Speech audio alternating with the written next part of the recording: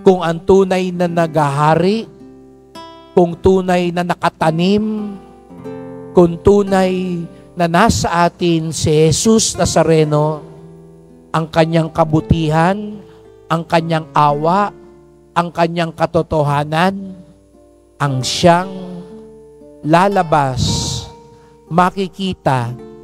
at gagawin natin. Mahal na pong Jesus Nazareno, nawa ang aming paniniwala, ang aming paglilingkod, ang aming pagdedebosyon ay hindi lamang panglabas,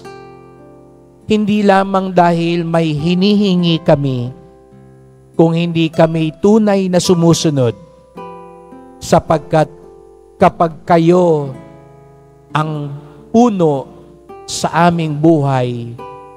kayo rin ang magiging bunga sa aming buhay.